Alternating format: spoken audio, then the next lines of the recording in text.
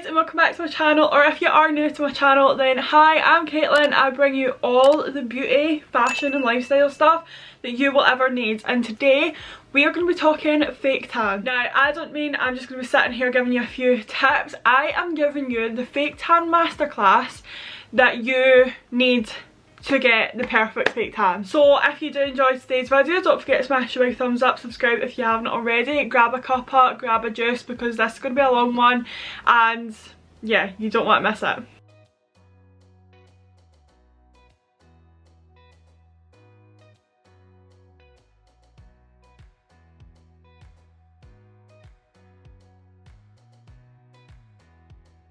Okay, so I have the notes on my phone and I've basically broken it down into sections so that I do not miss anything. And I've also chucked on a little light because I felt like it was a little bit dark.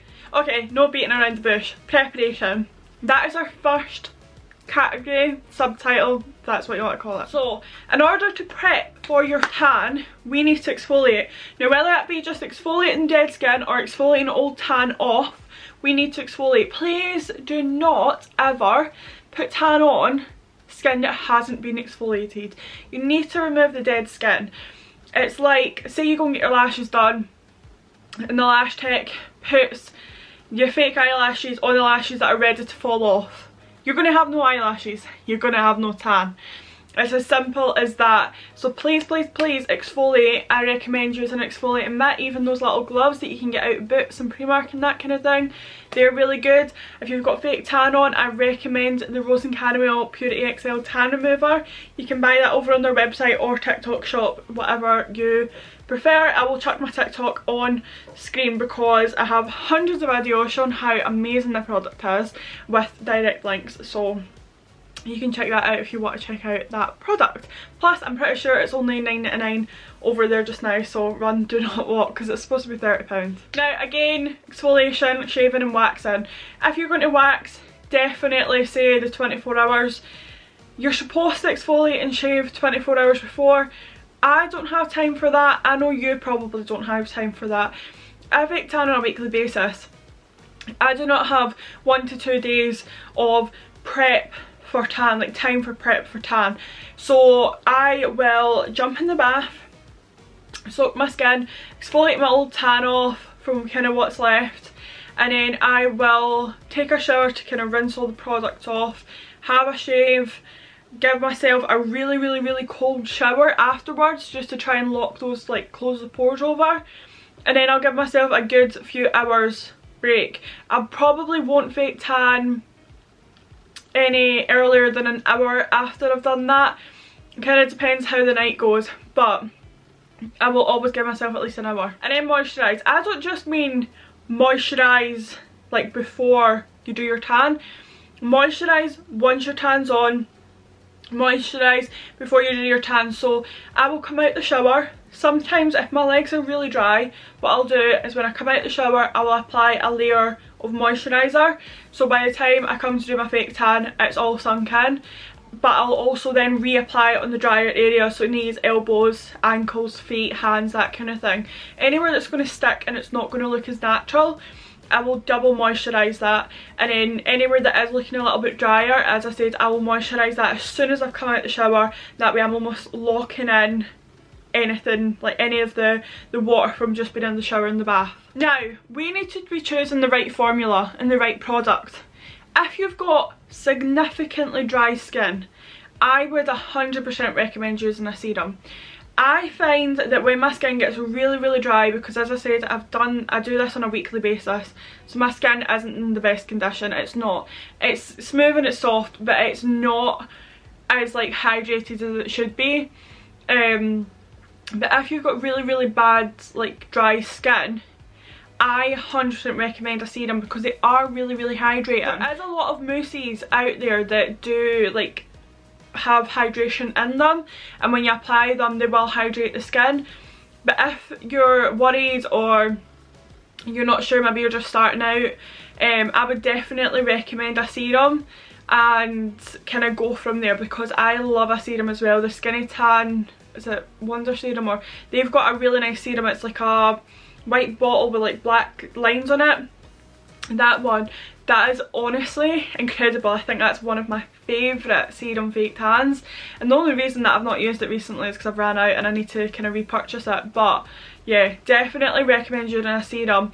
If your skin is kind of like not as dry, then you get away with a mousse, a serum, a moisturising tan if you don't want to chuck yourself in at the deep end with committing to an actual bottle of fake tan. You can use like Dove, or I'm sure Be Bold's got one. You can use like a moisturising tan, they are also really good. But just make sure you're picking the right product for your skin type, and then that's like half the battle. Now we also need to be picking a shade. So you have things such as olive greeny tone tans, you've got purpley tone tans, you've got red tone tans, you have got so many different tones of tans, because obviously everyone has a complete different complexion and we need to be picking a tan that is right for us. So for me, I used to really like Bondi Sands. I absolutely love Bondi Sands.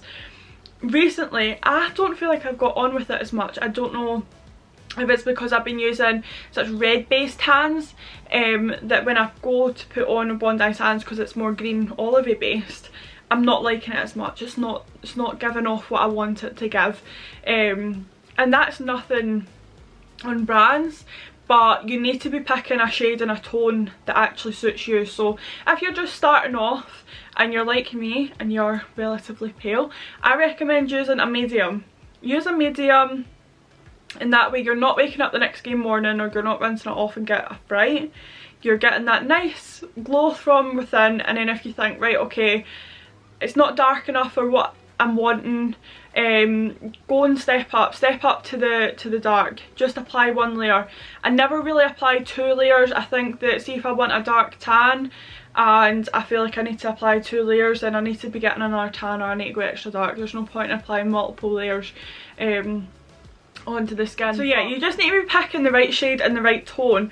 Now, kind of to help, I would be googling, say, Bondi Sands dark tan, and look at like a before and after. But please do not take that as that's what I'm gonna look like when I rinse it, because as I said, everyone has a different complexion, everyone has got different undertones in their skin, so every tan's gonna look different on everybody, if that makes sense. So please don't just be looking. I made that mistake before, and I've bought tans and I'm like, this isn't as dark, or it's a lot darker than what I thought, and it's just because me and the model obviously had different undertones and that kind of thing, and it just, it's one of those like things that you've got to try and buy kind of thing. And then once you kind of realise that, right, okay, I prefer this, like I prefer more of a red based fake tan than I do a green. I don't know if it's because I had a bit of a scare not too long ago. I went and popped on a green based tan just to kind of use up the bottle, and it wasn't off or anything, but when I woke up the next day my neck was green and had to wear my hair down for the next week. So yeah, it's kind of hit or miss. Just try and see what you like, what agrees with your skin, what kind of colour you like. Like, I don't feel like I get a true dark tan off of an olive one, whereas I know a lot of other people don't get that payoff with a red based tan, and they do an olive. So as I said, it is just completely like that. Bondi Sands have got a really good thing where you can input all your information. I'm pretty sure it's on their website. Input all your information, kind of what you're wanting to achieve. I'm sure it's what you're wanting to achieve, like what kind of skin tones and types and everything you've got, and they will tell you what tan to go for. Because I don't know if you've seen it, but they've got like the different coloured bottles and they're all the different undertones. So yeah, you can do that, and you can kind of find out what colour of tan suits you, and that will help you kind of get a starting point, just especially if you're stuck. Okay, so we're going on to application. We found out what tan we want to use. For tools, now it's a bit the same as makeup. You could have the world's best makeup, more expensive makeup, whatever, and if you have not got good tools or are not using good tools, it's not going to work out. So make sure that you're using a velvet mat, none of these little, I don't even know what material they are, but they're like a sponge, they just absorb all of the product. Don't be using that. You'll end up with streaks and you'll end up with hardly anything on you. So make sure that you're using a velvet mitt. You're working from the bottom upwards. That's if you're doing your full body. And you also rub in circular motions. Don't leave any lines because they will stay. They will, I promise, they will stay. When it comes to like elbows, hands, knees, I sometimes use another mitt, I sometimes just use whatever's on that mitt. It completely depends. What I'll normally do, I've not even got one to show you, but if I'm using one that's just like that, and even if it's got a thumb actually, I use the one side. So despite what like hand it's on, I'll just use the one side. So when I come to do my hands, I'll just rub whatever's on the mitt, and then I'll take the clean side of the mitt, or even another mitt, and then just rub over it, and that'll just pick up the excess, that'll blend it over. I'll take a baby wipe or a wet towel with a little bit of soap on it and just wash my palms, and that way there's no lines, it's not on my palms, and it's nice and natural. As far as like feet, knees, elbows, I don't reapply more product onto the mitt, but I just go over with what's on it. I've never really had an issue because I double moisturise anyway, so that I feel it does the job. I never wake up with significantly dark knees or feet or elbows. If anything, they're probably too light. Okay, so we're standing there like a starfish, fanning ourselves trying to dry. You need to make sure that fake tan is fully dry before you step anywhere near your clothes, because what's going to happen is it's just going to rub it off. Bear in mind, what you're applying is a guide colour, and what I mean by guide colour is it's a bronzer. So you can get clear tans and you can get tans with bronzers in them. I always use a tan with a bronzer because I will miss parts, and I've done it before, and I'm sure plenty of folk have done it before. Some folk like a non-bronzed one, but I like one with a bronzer so I can see what I'm doing.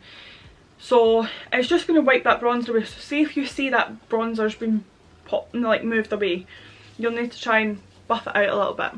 So make sure that you're fully dry before stepping into clothes. Make sure that they're loose clothes. Don't go stepping into anything too tight. I always do like joggers, baggy pyjama trousers.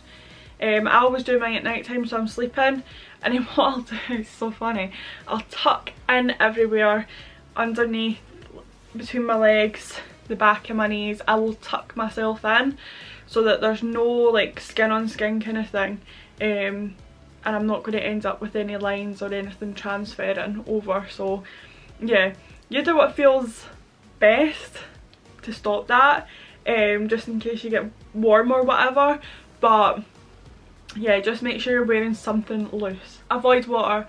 Read the back of the bottle or the whatever you're using. Normally it'll say develop in 6 to 8 hours.